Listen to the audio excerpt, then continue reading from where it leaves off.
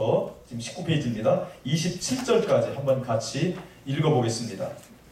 시작. 내 백성과 내 거룩한 성을 위하여 이른 이래를 기한으로 정하였나니 허물이 그치며 죄가 끝나면 죄악이 용서되며 영원한 의가 드러나며 환상과 예언이 응하며 또 지극히 거룩한 이가 기름 부음을 받으리라. 25절. 그러므로 너는 깨달아 알지니라. 예루살렘을 중건하라는 영이 날 때부터 기름 부음을 받은 자 곧 왕이 일어나기까지 7이레와 62이레가 지날 것이요 그 곤란한 동안에 성이 중건되어 광장과 거리가 세워질 것이며 62일 후에 기름 부음을 받은 자가 끊어져 없어질 것이며 장차 한 왕의 백성이 와서 그 성읍과 성소를 무너뜨리려니와 그의 마지막 홍수의 십수는 같을 것이며 또 끝까지 전쟁이 있으니 황폐할 것이 작정되었느니라. 그가 장차 많은 사람들과 더불어 한 일해 동안의 언약을 굳게 맺고 그 일의 절반의 제사와 예물을 금지할 것이며 또 포악하여 가증한 것이 날개를 의지하여 설 것이며 또 이미 정한 종말까지 진노가 황폐하게 하는 자에게 쏟아지리라 하였느니라 하시니. 자, 이게 여러분들 성경, 구약 성경 가운데서 가장 해석하기 어렵다라고 하는 책이 다니엘서입니다. 그리고 다니엘서에 가장 해석하기 어렵다고 말하고 복잡한 구절로 여겨지는 것이 뭐냐면 다니엘서 9장 27절이에요. 그러니까 다니엘서 9장 27절을 해석하는 것은 다니엘서 9장 27절에서 그가라는 말, 그가 누구냐? 그 다음에 한일에, 이게 한일에가 언제 얘기냐? 요것이 핵심이에요. 27절에 요게 핵심이고요. 요것 때문에 종말의 7년 내환란이 만들어졌고요. 요 해석 때문에. 그래서 마태복음 27장 오늘 이 포럼의 요 주제가요. 여러분 왜 중요하냐면 결론적으로 말씀드리면 다니엘서 9장 27절은 구약 성경 중에서 가장 복음의 핵심입니다. 이보다 더 복음의 핵심이 없어요. 그런데 놀라운 사실은 지금 많은 종말론 학자들이나 신학자들이 이 그가를 종말에 나타날 적그리스도로 해석을 하고 있어요. 그래서 혹시 이광복 목사님 쪽에서 오셨는지는 모르겠습니다만은 그분의 책을 제가 여러 번 가지고 있는데 그분 책에서 보면 이렇게 말하고 있어요. 이 그가가 확실하게 적그리스도인데 일부에서는 예수 그리스도로 해석을 하고 있다. 어째서 예수 그리스도로 해석을 하느냐? 제가 이 부분에 대해서 이따 설명을 해드리겠습니다만은 성경적으로 예수 그리스도라고 하는 것을 성경적으로 가르쳐주면 자기도 따르겠다. 가르쳐줬으면 좋겠다. 이렇게 그분 책에서 말씀을 하셨어요. 글로. 그래서 제가 이걸 가르쳐 드리려고 작년에 2월달인가 3월달에 국민일보에 제가 공청회를 요청을 했었어요. 공개적으로. 종말론 신학자들하고 이광복 목사님한테 그가에 대해서 제가 설명하면서 이게 그리스도가 그리스도인데 저 그리스도가 아니고 그리스도인데 여기에 대해서 내가 설명을 해주다. 공개 토론을 하자. 근데 안 보셨나 봐. 답이 없는 거 보니까. 누구한테도 연락이 없어. 어떤 연락이 있나? 이거 공개 토론이 언제 있나? 이거 있으면 꼭 좀 연락 좀 주세요. 그래서 제가 메모를 해놓고 오늘 아마 이번 이 포럼에 연락을 제가 받은 분도 계실 거예요. 여러분, 제가 얘기했죠. 구약 성경 전체 가운데서 다니엘서 9장 27절이 가장 중요한 복음의 십자가 복음의 핵심이다. 근데 이 핵심 구절 이 그가인데 이 그가가 예수 그리스도께서 이루신 십자가 복음의 핵심인데 이것을 적그리스도로 해석을 해버렸다는 사실은 구약 성경 통째가 적그리스도에게 넘긴 거나 다름없는 중대한 오류라는 거예요. 오늘 포럼이 중요한 이유가 바로 여기 있는 것입니다. 그러면 예수님께서 다니엘서 9장 27절을 그 외 구절도 하나가 있습니다만 핵심적인 구절이 27절인데 이것을 예수님이 인용한 구절이 마태복음 24장 15절이에요. 자, 15절. 자, 성경을 한번 보시죠.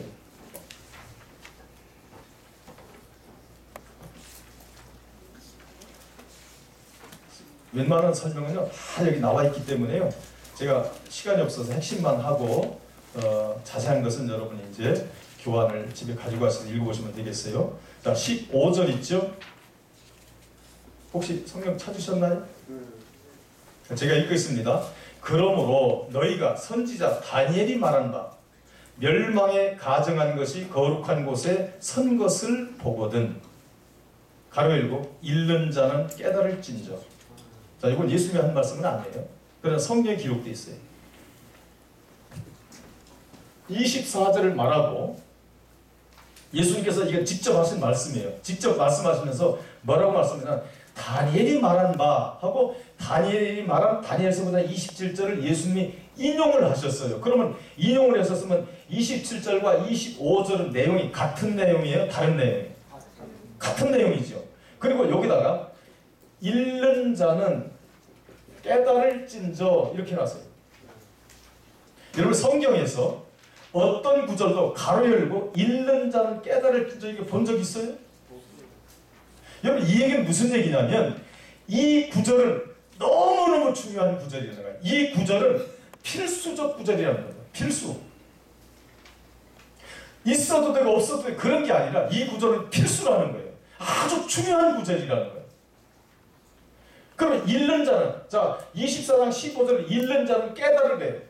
여러분 깨달으라는 것은 뭐냐면 깊은 영적 의미가 있고 중요한 핵심의 복음이 이 속에 담겨져 있기 때문에 이걸 영적으로 잘 깨달으라는 거야. 만약에 그냥 읽어도 그냥 읽어도 깨달아지면 굳이 이 얘기를 쓸 필요가 있어요, 없어요? 없는 거예요. 이건 너무너무 중요한 거예요. 그러면 문제는 뭐냐면, 자 다니엘서보다 27절을 예수 그리스도로 해석하는 분들이 있어요. 칼빈도 그렇게 해석을 하고 많은 분들이 이 그가가 예수 그리스도다, 예수 그리스도지 저 그리스도가 아니다, 이렇게 다니엘서보다 27절 해석하는 유명한 신학자들이 많이 있어요. 그러면 이 다니엘서보다 27절에서 그가를 예수 그리스도로 해석을 했으면 예수님께서 이 말씀을 인용한 마태복음 24장 15절도 그가가 여기서 나오는 주체가 누구예요? 누구여야 돼요? 예수 그리스도여야 되죠. 그렇죠? 그리고 마태복음 20장 15절이 1장부터 쭉 전개됩니다. 1장부터 14절까지 쭉 전개돼요. 전개되면서 15절이 나오고 쭉 같은 내용이 전개되고 있는 거예요. 지금 같은 내용이 쭉 전개되면서 21절에서 예수님이 뭐라고 말씀하셨냐면 여기서 큰 환난, 창세부터 큰 환난이 있겠습니다. 이제까지 이런 환난이 없었고 후에도 없으리라고 하는 이 큰 환난의 한문으로만 이게 대환난입니다. 그렇죠? 대환난이에요. 그런데 여기서 쭉 이 같은 내용이 이어지는 21절을 많은 신학자들이, 종말론 학자들이 어떻게 이걸 해석하고 있냐면 종말에 적그리스도가 나타나서 주는 대환난으로 해석하고 있다는 거예요. 모순이죠? 모순점이 발견됩니까?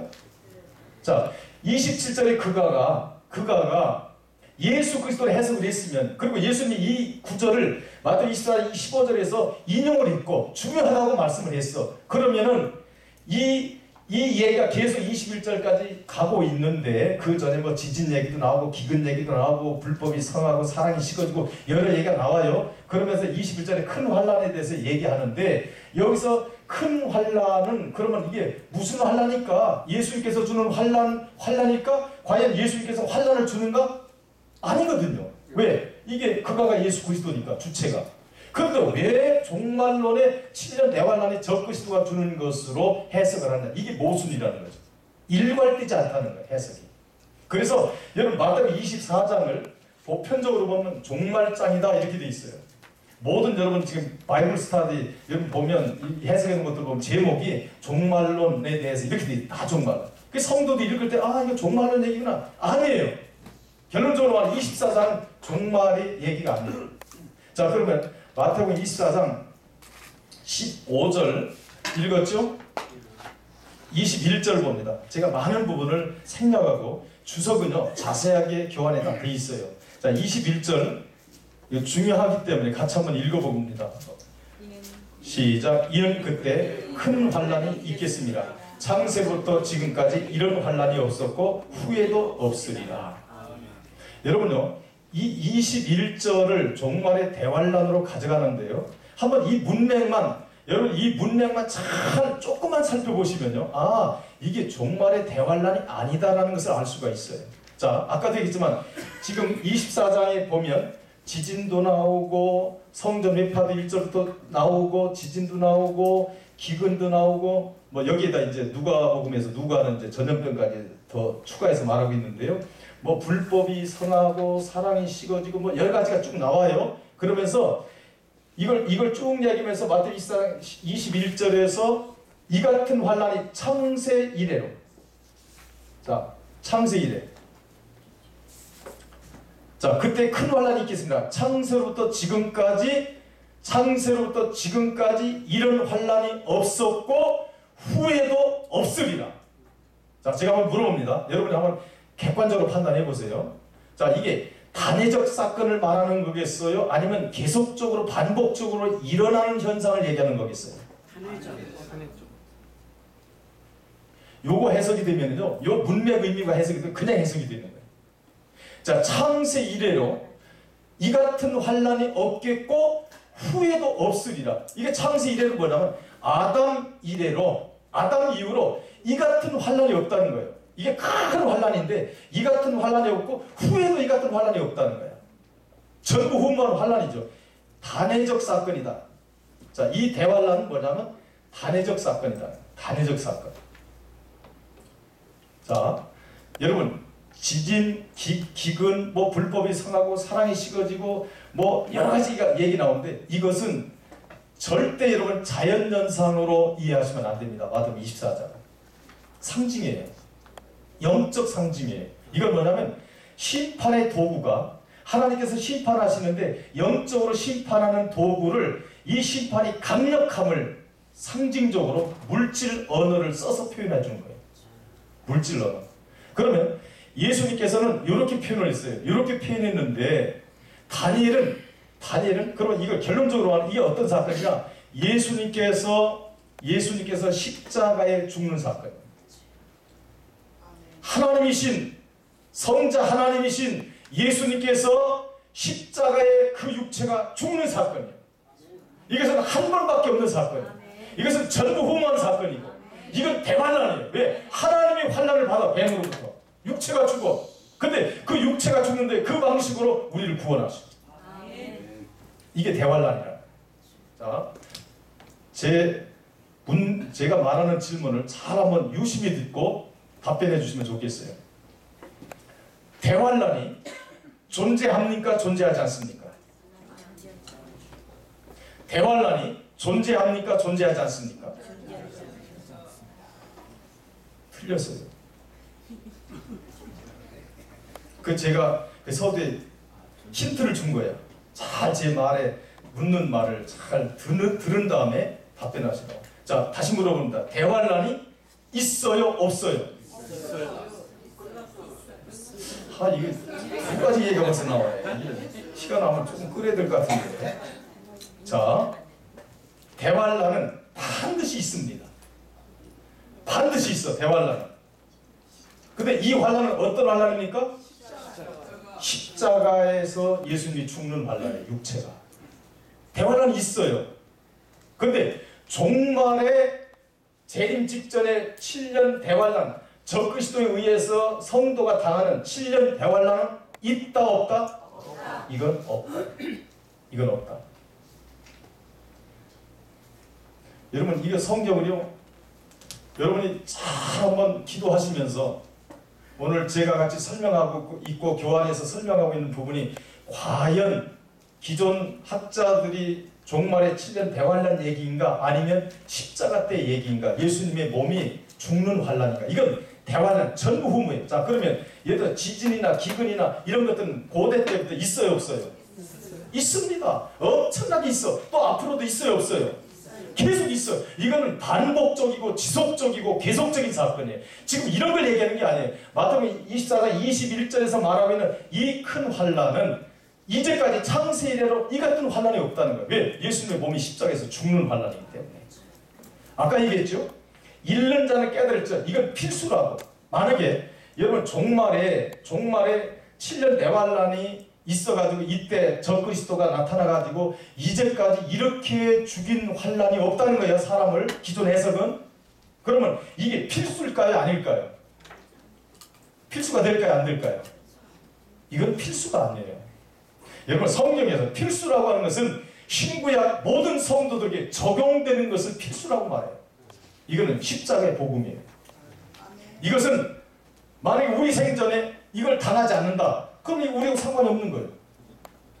만약에 대환란 종말의 7년 대환란 당하지 않고 우리는 죽었어. 그럼 우리하고 해당이 돼야 안 돼요. 해당이 안 됩니다. 필수가 아니에요. 여러분 어느 특정인에게만 해당되는 것은 절대 복음이 아니에요. 절대 복음이라는 것은 신구약 전체 성도들에게 공히 필수적으로 적용받아야 되는 것을 필수라고 말해요. 잃는 자를 깨달을 자, 이게 필수라는 얘기예요. 왜? 십자가의 사건을 얘기하는 거기 때문에. 이것을 다니엘은 뭐라고 표현했냐? 다니엘서 12장을 한번 보죠. 다니엘서 12장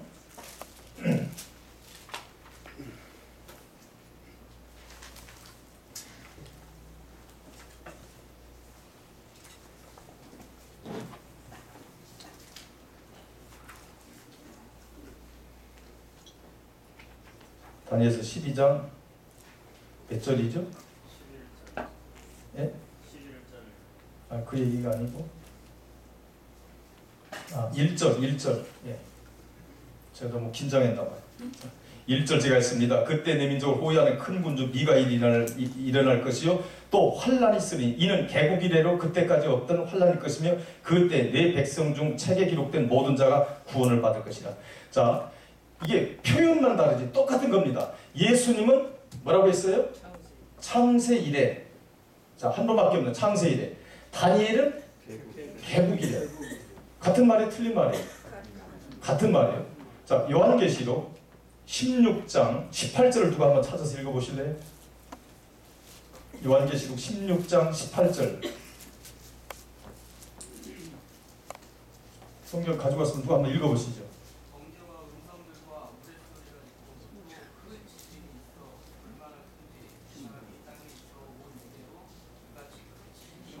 자, 거기 보니까 사람이 땅에 있어 온 이래. 이게 다 같은 말이에요. 이게 이런 표현만 달리는데 이게 같은 말이에요. 여기서는 지진에 이 지진이 얼마나 큰지 사람이 땅에 있어 온 이래 이 같은 지진이 없었다. 이게 지금 육적 지진을 말해요. 환경 아니에요. 영적 심판의 강도가 이렇게 강력함을 얘기하는 거예요. 자, 요엘서 누가 요엘서 2장을 한번 찾아보세요. 2장 2절 요엘서 2장 2절.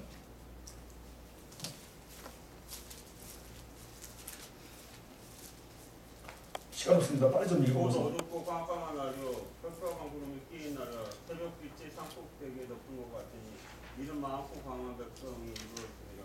이 같은 것이 자고 이래로 없었고 예. 예, 됐습니다. 자, 자고 이래로. 자, 요엘 선자는 이걸 자고 이래로 이렇게 표현해요. 자, 그러면서 요엘서 2장 28절에서는 젊은이가 뭐 꿈을 꾸고 늙은이 환상을 보고 쭉 얘기 나오죠. 그리고 남종이나 여종이나 주의 영이 임하는 게 나오죠. 성령이 임하는 게 나와요. 이걸 보면 십자가 사건 이후에 성령이 임함을 얘기하는 거예요. 요엘서에서. 그러니까 요엘서 2장 2절에 요엘 선자는 이걸 자고 이래로 이 같은 큰 환란이 없다. 사도 요한은 사람이 땅에 있어온 이래로 이 같은 환란이 없다는 것이고요.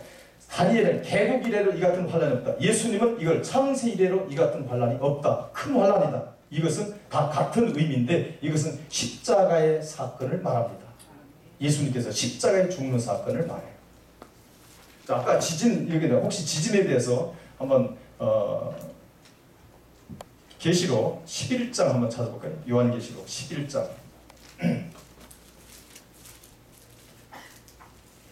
19절 제가 한번 읽습니다. 예, 하늘에 있는 하나님의 성전이 열리니 성전 안에 하나님의 언약궤가 보이며 또 번개와 음성들과 우레와 지진과 큰 우박이 있더라.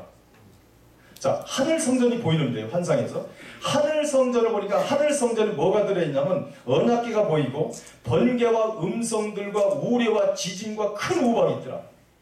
자, 한번 제가 물어볼게요. 이게 자연적인 지진, 우박, 번개를 얘기하는 걸까요? 어떤 영적 상징 도구를 얘기할까요? 영적 상징 도구예요. 안타깝게도요, 한국교회 지금 계시록 많이 하는 분들 중에서 요한계시록을 문자 그대로 봐야 된다는 거예요. 물질이라는 거예요. 아이고, 이렇게 무식해요? 아니, 천국이 영적 세계입니까? 자연의 세계입니까? 영적 세계죠. 영적 세계에 어떻게 번개와 우레와 음성들과 지진이 일어납니까? 지진은 땅에서 일어나는 거지. 이건 뭐냐면 인간의 힘으로 막을 수 없는 하나님의 강력한 심판의 도구를 우리가 익숙히 알 수 있는 물질의 언어, 자연의 언어를 통해서 표현해줘야, 이야, 이 심판의 강도가 불신자들에게 강력히 떨어지는구나, 마귀한테 강력히 임하는구나, 이걸 우리에게 가르치기 위해서 이렇게 표현하고 있는 거예요. 자, 이 우박이 보통 우박이 아니에요. 자, 아까 16장 21절 한번 보죠. 요한계시록 16장 21절 제가 한번 읽겠습니다. 또 무게가 1달란트나 되는 큰 우박이 하늘로부터 사람들에게 내리매 사람들이 그 우박의 재앙 때문에 하나님을 비방하니 그 재앙의 심이 크미러라. 자, 하늘 성전에서 우박이 떨어지는데 우박 하나가 1달란트래. 여러분, 1달란트 학자들이 설명해 놓은 거 보니까 약 34kg. 그러면 우박 하나가 34kg인데 이런 게 하늘에서 비어도 쏟아진다고 생각해봐. 살아날 자가 있어요, 없어요? 없는 거예요. 이건 하나님의 심판의 수단이 강력하다는 걸 의미하는 거예요. 그 계시록의 상당수 내용이 상징이에요. 자, 그런데 다니엘서 9장 27절 한번 가보죠. 다니엘서 9장 27절.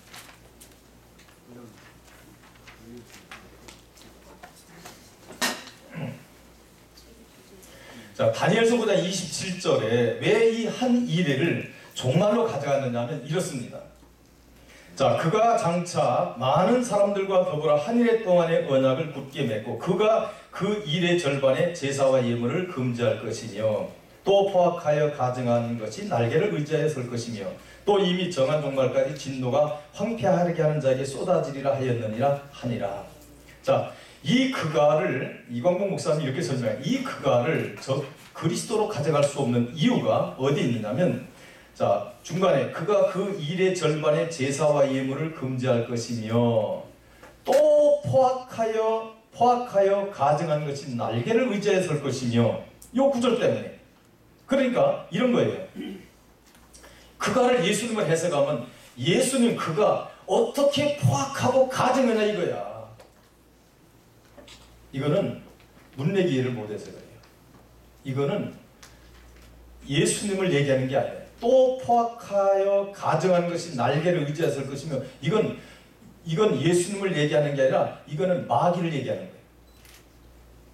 거예요. 어디에 썼어요? 뱀이. 예수님 몸에 쓰죠. 포악하고 가증하죠. 뱀은 포악하고 가증해요. 그래서 또 포악하여 가증하는 것이 날개를 의지하여 설 것이며, 이것은 지금 마귀 얘기예요. 마귀, 뱀 얘기입니다. 예수님 얘기가 아니에요. 예수님 얘기는 그 직전까지 그가 그 일의 절반의 제사와 예물을 금지할 것이며, 여기 한 일에 대한 설명을 조금 해야 되는데요. 지금 9장 24절부터는 이런 내용입니다.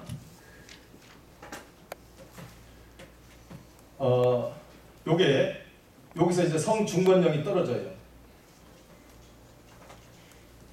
성중건령이 떨어져요. 중건령. 자, 여기 이제 70년 동안에 바벨론 포로 생활했다가 이제 그 고국으로 돌아가죠.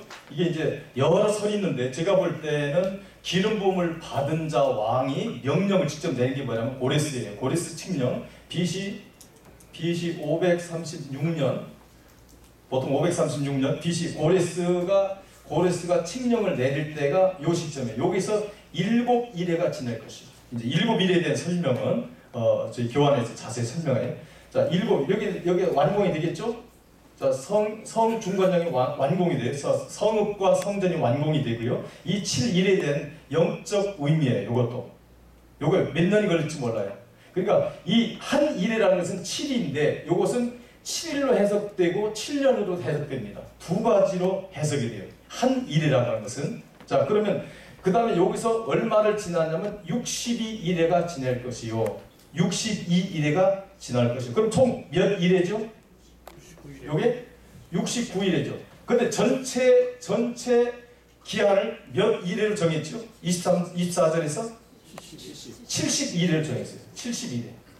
자, 23절에 보면 29장 23절에 보면 이것은 은총의 언약이다. 다니엘에게 이건 은총의 언약으로 주는 것이다. 이렇게 설명하고 있어요. 그러면 은총의 언약으로 72일을 줍니다. 그런데 여기서 7일회가 지나고 그 다음에 62일회가 지날 것이고 그 다음에 한 일회가 나와요. 중요한 것은 요 한 일회가 언제냐? 요 한 일회가 언제냐? 요것을 그동안에 많은 종말론 학자들은 장차 이 말을 오해해가지고, 원래 장차라는 단어는 성경 원문에는 없어요. 와우라고 하는 히브리어를 쓰고 있는데 그것은 뭐 곧 그리고 이런 뜻이지, and 그런 뜻이지, 이렇게 장차 먼 장차 이렇게 된 건 아니에요. 우리 한글 성경이 그렇게 돼 있어서 오해를 불러일으키는데요. 요것이 한 일회가 요때 사건이 아니고 이때로 가져간 거예요. 이걸 한 일회를 이때로 가져가가지고 여기에다가 7년 한 일이니까 7년으로 잡고 한 일의 절반에 적그리스도가, 여기서 적그리스도가 나타나서 좀 복잡하죠? 예, 적그리스도가 나타나서 이제 대부분 칼빈도 그런 얘기를 했어요. 칼빈도 그 부분은 이제 실수한 부분인데요. 성경을 깊이 못 본 부분인데 칼빈도 마지막 때 적그리스도가 나타나는데 교황일 가능성이 있다 이렇게 얘기했어요. 교황. 지금 모든 종말 학자들이 적그리스도가 나타나는데 교황일 것이다 이렇게 지금 해석을 하는데, 자, 기존 해석을 제가 설명하는 거예요. 기존 해석은 뭐 적그리스도가 나타나서 평화에 여기다가 성전을 짓고 예루살렘 성전을 재건하고, 이거 보통 제3성전이라고 해서 불려주는데 성전을 재건하고 여기서 제사와 예물을 드리게 하고 엄청난 권능을 행하고, 그래서 그 그리스도로 신뢰를 갖게 하다가 3년 반 만에, 그러니까 한 일의 절반에 제사와 예물을 금지시킨다. 그럼 이거 적그리스도만이 제사와 예물을 금지시키는 걸로 이해를 한 거예요. 이 십자가 사건, 십자가의 의미를 모르니까 해석을 못하는 거예요. 그러니까 하면서 이때 후 3년 반 동안에 어마어마한 전무후무한 핍박과 고통이 성도들에게 임한다는 거예요. 그런 다음에 주님이 재림하신다. 자, 여러분 70일이라고 하는 것은 떨어져 놓을 수가 없는 겁니다. 한 뭉치예요. 71일은. 예를 들어 이런 것 같아요. 자, 내가 물건이 주문이 들어왔어요. 그럼 내가 100일 만에 만들어 드리겠습니다. 이렇게 했어. 그런데 한 70일 동안에 만들다가 한 5달 쉬었네. 그러다가 5달 쉬었다가 30일 동안 또 만들어서 납품한다는 얘기겠어요. 내가 100일 동안에 만들어 드린다면 100일 안에 다 완성을 한다는 얘기겠어요. 엄청 잘 들으시네요. 그렇죠?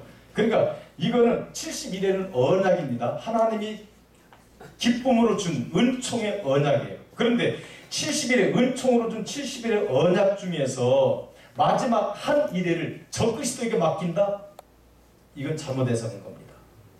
절대로 70일의 전 언약이 은총의 기간의 언약인데 적그리스도에게 맡기지 않아요. 만약에 적그리스도가 7년 전에 대환란을 준다면, 자, 그러면 적그리스도가 예수님의 오는 날짜를 알아야 되겠어요? 몰라야 되겠어요? 예?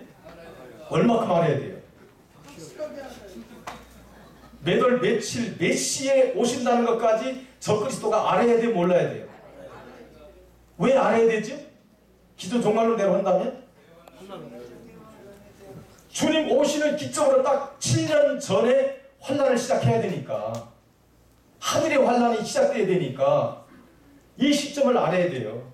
예수님이 오는 시점을 적그리스도에게 가르쳐 줄까요? 아니요. 안 가르쳐 줍니다.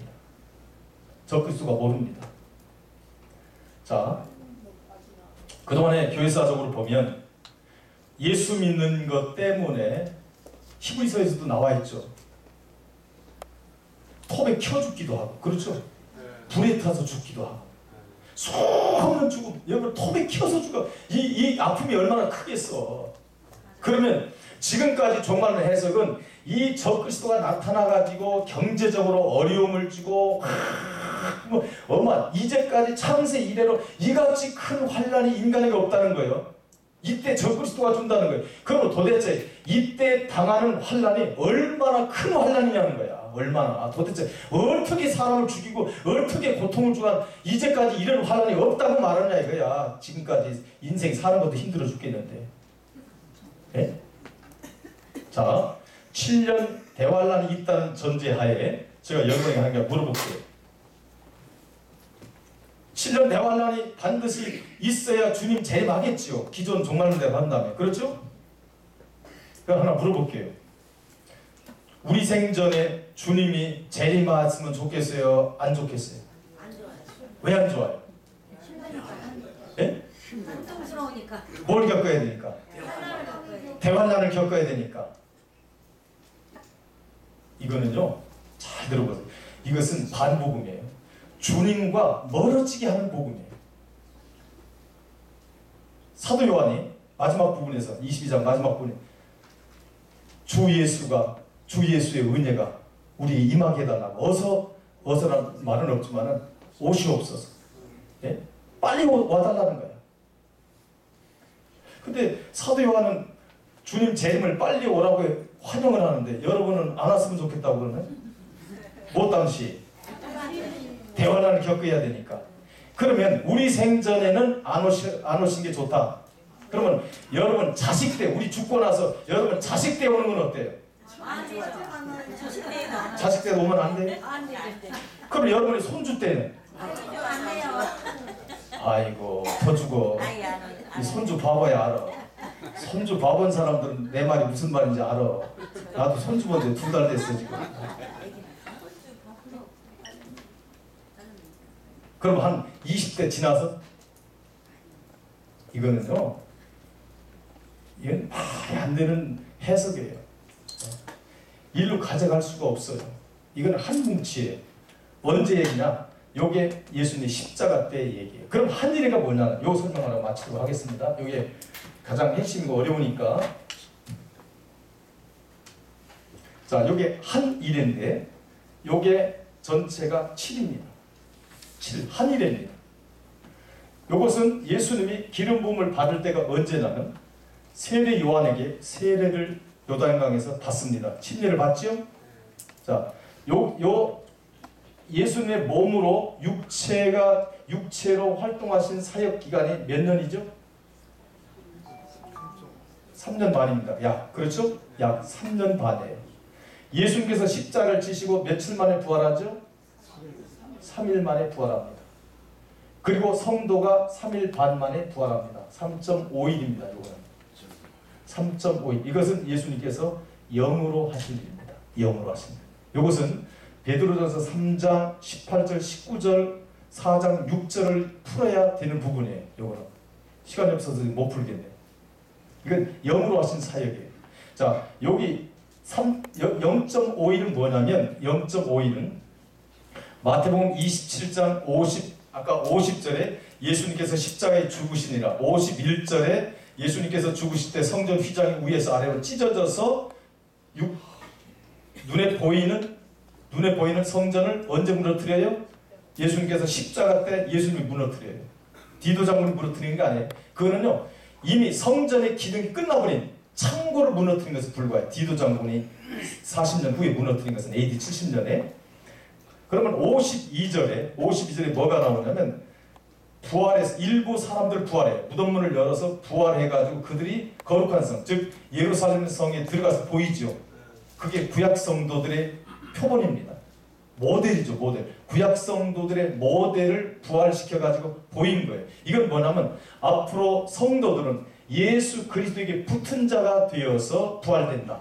이걸 설명하는 거예요. 그래서 이걸 0.5일이라. 그래서 계시록에 보면 사흘 반 만에 얘기 나오죠. 사흘 반이 나올 때 기존 종말론 학자들은 그것이 적그리스도가 3일 반 만에 다시 살아나고 이렇게 해석도 하고 그러는데요. 그게 아니라 구약 성도들이 영적으로 부활되는 것을 의미하는 거예요. 그래서 요게 3.5일입니다. 요게 3.5일. 자, 영으로 하신 일을 3.5일로 표현하고 예수님께서 육체로 하신 사역은 3년 반으로 표현하는 거예요. 요게 뭐냐면 요게 한 일입니다. 한 일. 그래서 한 일의 사건은 십자가 사건을 말합니다. 십자가 사건. 너무너무 이 한 일의 사건이 중요한데 이 한 일을 예수 그리스도께서 심판과 구원을 이루시는 십자가의 복음의 핵심을 말하고 있는 한 일의 사건을 지금까지 종말론 학자들이 일로 가져가가지고 적그리스도에게 맡겨가지고 적그리스도가 전무후무한 환난을 하나님의 자녀들에게 성도들에게 하나님 백성들에게 주는 것으로 지금까지 이렇게 해석을 해왔어요. 이거 절대 잘못된 해석이고 한 절 한 절 주석한 것은 제 교환을 집에 가셔서 차분하게 한번 보시면서 충분하게 설명을 해놨어요. 충분하게 설명을 해놨어요. 조금 지각이 있으신 분들은 그 설명을 들으면 충분히 이해가 되리라고 봐요. 그래서 아주 자세하게 설명을 해놨습니다. 오늘 시간이 짧아서 일일이 못 해요. 네, 혹시 여러분께서 질문 있으신 분들은 어떻게 즉흥적으로 질문을 좀 받아볼까요? 원래는 네네. 여기 다니엘서 9장 27절에 보면은 네. 그가 네. 주어지요? 네. 주어지요? 예. 수로가 지금 장차 많은 사람들을 한 년 동안 은혜를 곱게 맺고 오는 예. 것이고 그가 일의 절반을 제사와 예물을 금지할 것이고 그가 앞에 주어하고 같습니다. 예, 그렇습니다. 예. 예. 그러면 그가 또 포함하여 예. 또 포악하여는 그가를 얘기하는 게 아니고 그러면 주어가 다른 데서 또 나옵니까? 그거를 두 가지 의미입니다. 문맥이 어긋나? 예. 제가 그 설명을 할게요. 저희 교환에 보면 거기에 대한 자세한 설명을 해놨어요. 자세한 설명 해놨는데 그래서 제가 이제 십자가에 대한 의미를 그래서 사전에 설명을 한 겁니다. 자, 예수님의 몸이 이게 십자가에 매달리지요. 그럼 여기에 뱀이 있죠. 뱀이 쓰죠. 즉 마귀가 쓰지요. 뱀이 여기 쓰는데요. 이 포악하고 가증한 것이 날개를 의지하여 쓰는데요. 사실은 이 주체가 누구냐면은 예수님입니다. 즉 예수님이 뱀을 세우는 겁니다. 의도된 거죠. 이건 창세 전에 의도된 거예요. 문맥이 전혀 맞지 않습니다. 그렇게 말씀하시면. 그래서 거기에 대한 설명은 한번 읽어보신 다음에 자세히 주어에 대한 설명을 쭉 해놨어요. 예. 제가 너무 시간이 짧아서 지금 다 못했는데 예. 네. 잠시만요, 될까요? 예. 네, 잘 들었습니다. 지금 이 교수님께서 이렇게 결론을 내신 마지막 그 적그리스도가 제사와 예물을 패한다 이런 부분들이 예수 그리스도께서 하신다 이런 부분들은 제가 전적으로 동의하는 그런 말입니다. 자, 의문이 두 가지가 있어요. 지금 전체를 읽어봤는데 우리 교수님께서 생각하시다 한일회가 그러면은 네. 다니엘서 9장 27절에 한일회 예. 언약을 굳게 맺고 한일회 중간에 제사와 예물을 패했다는 얘기입니다. 예. 자, 그리고 예수 그리스도로 이제 결론을 내셨습니다. 예. 자, 그리고 멸망에 가증한 이런 부분들, 환란 이 부분이 예. 2000년대 십자가 사건으로 좀 뉘앙스를 계속 그렇다고 딱 못을 박는 건 아니고 교수님 생각이 그렇다 이렇게 말씀을 하시고 못을 박은 겁니다. 십자가 예. 사건으로. 자, 그러면 한일의 사건이 지금 이미 지나갔는지 네. 앞으로 우리에게 남아 있는지 이 부분에 대해서 명확한 그 답변을 좀 주시면 한번 예. 하나 더. 자, 계시록 13장 이 부분 속에서 짐승이 42달 동안 권세를 받는다 그랬는데 우리 교수님 입장에서는 전 3년 반 우리 예수님께서 공생에 사역한 이런 부분과 함께 십자가 사건을 3년 반을 놓으셨고 예. 후 3년 반 당연히 한일에 3년 반을 쓰셨으면 후 3년 반이 남는데 예. 그를 영적으로 해석하셔서 3.5일 동안 주님이 영적으로 성도를 부활시킨다 이런 쪽으로 이제 영예화 예. 역사의 사실과 경영을 하셨단 말입니다. 네. 자, 이런 부분이 좀 모순점이 발견되는 것 같아서 그럼 후 3년 반 이 부분이 이미 지나갔는지 아니면 계시록 13장에서 짐승 즉 우리가 볼 때 이제 그가 장차 이렇게 미혹하는 짐승의 표를 나타내는 이런 적그리스도를 우리가 규정을 하는데 그 42달 동안의 이 부분이 지금 교수님께서 한일회가 전부 지나갔다 이렇게 결론을 내시면은 42달이 우리에게 지금 닥쳐올 것이냐 아니면 이미 지나간 사건이냐 만약에 지나간 사건이라 하려면은 그것이 언제 지나갔는지 앞으로 닥칠 일이라면은 어떻게 닥칠 것인지 이런 부분들을 거기에 대한 설명도 그 저희 교환에 다 나와 있는 봤어요. 부분입니다. 봤는데. 예, 나와 있는데 네. 이 지금 다니엘서 9장 27절에서 말한 한일에는 네. 십자가 사건을 얘기하죠. 제가 한번 보완 설명을 하면 자 이게 한일이가 십자가 사건이죠. 네. 그럼 이것은 지나간 사건입니다. 과거 사건이에요. 예. 그러면 과거 사건인데 십자가가 그러면 끝난 일이냐? 아닙니다. 십자가의 피가 신약시대에 사는 성도들에게 계속 임해서 지금도 구원의 일을 심판과 구원의 일을 지금도 계속합니다. 자, 그러면 예. 한일회가 아직 안 끝났다는 말씀이신가요? 한일에는 끝났는데 그 효력은 계속 미쳐주고 있는 자, 거예요. 그러면 예. 이스라엘 백성들과 예루살렘 성에 대한 기한, 이 기한을 70일로 정했는데 그럼 아직까지 이스라엘에 대한 이 부분이 역할이 끝났다는 얘기입니까? 아니면 이스라엘에 대한 역할이 남아있다는 얘기입니까?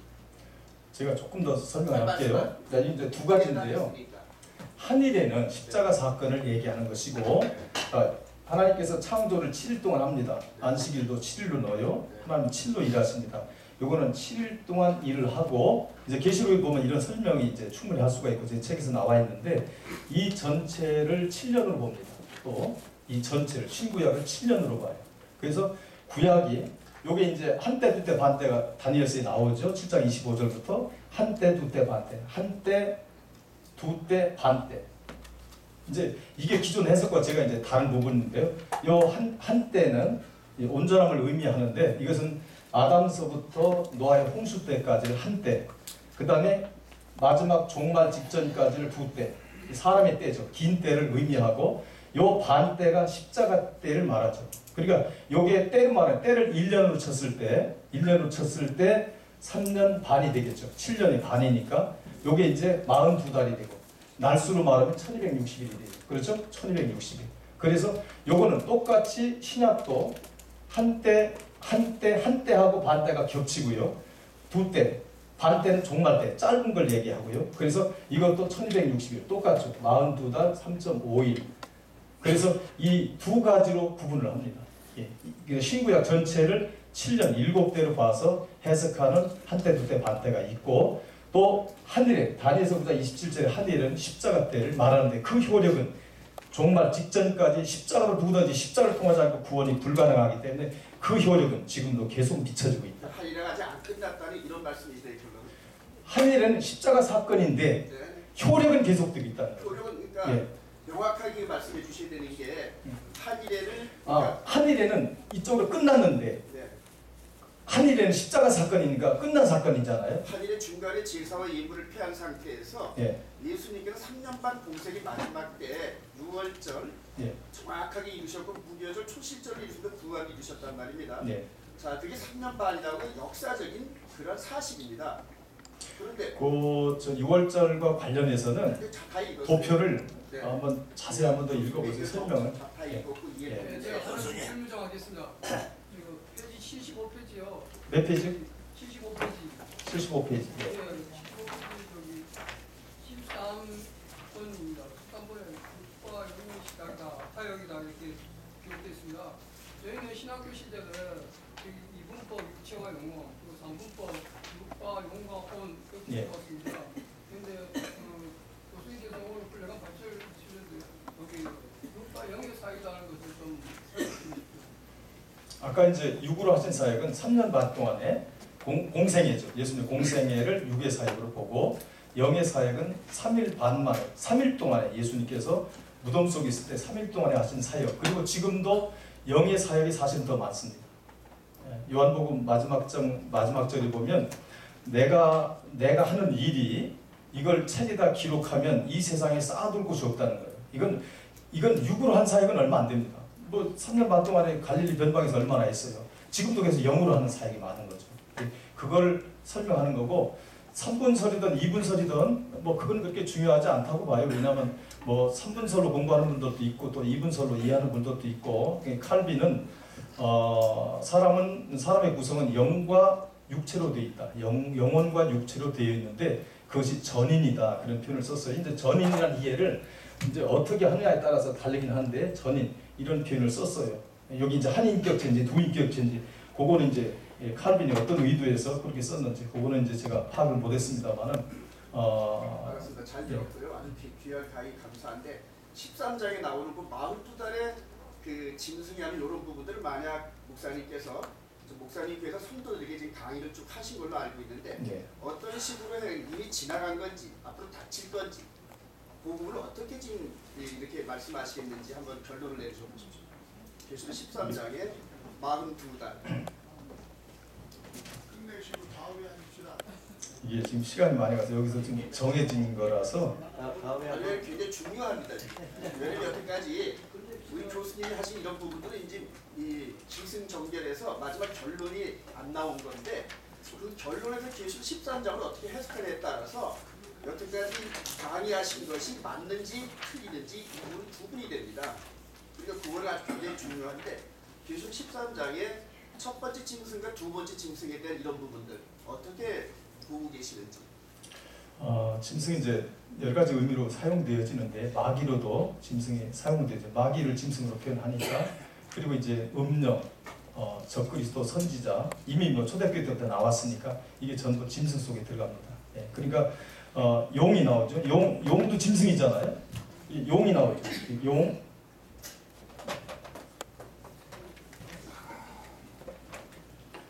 이게 용이고요. 다니엘서도 그런 게 나옵니다만은 땅에서 나온 짐승, 땅에서 나온 짐승이 나오죠. 땅에서 나온 짐승. 그 다음에 바다에서 나온 짐승. 이것도 다 짐승이거든요. 짐승. 그래서 이 적그리스도, 거짓 선지자, 음녀들을 얘기하는 삼두체제로 가고 있는. 이것은 이제 계시록이 저는 계시록의 약 80% 정도는 십자가 때 사건이고 약 20% 정도는 종말 때, 재림 때 상황이다. 이렇게 보는 것이고, 그다음 이제 신약 시대 전체를 천년으로 보기 때문에 상징적인 거로 보기 때문에 무천년설 입장을 취하고 있고. 예. 13장의 그 내용의 결론을 한번 목사님 시간이 다 돼가지고 지금 그러니까 다음에 한번 다뤘으면 그건 좋겠습니다. 제가 이메일을 주시면 제가 설명을 알았습니다. 책에도 나와 시간이 다 있으니까. 넘었습니다. 알았어, 잘 예, 너무 지금 시간이 많이 지나서 또 개별적으로 제가 또 이렇게 대화할 수 있는 시간을 갖도록 하겠습니다. 네. 수고하셨습니다. 여러분 한 말씀 더 드리면 이게 워낙 이제 기존 굳어져 있는 것들이 있어서 하나의 이렇게 여러분이 이런 시각도 있구나. 한번 이건 좀 비교해서 한번 여러분에게 연구 과제로 한번 이렇게 드려보는 의미가 있습니다. 뭐 여러분을 막 이렇게 제가 바꿔놓으려는 게 아니라 이런 시각의 해석과 이런 시각의 구도가 있구나. 그래서 여러분 이제 비교하시면서 한번 이렇게 교환을 더 한번 이렇게 좀 읽어보시면서 이게 과연 성경적인 해석인가를 한번 검토하시면서 좀 발전을 여러분에게 가져왔으면 좋을 것 같습니다. 네. 감사합니다.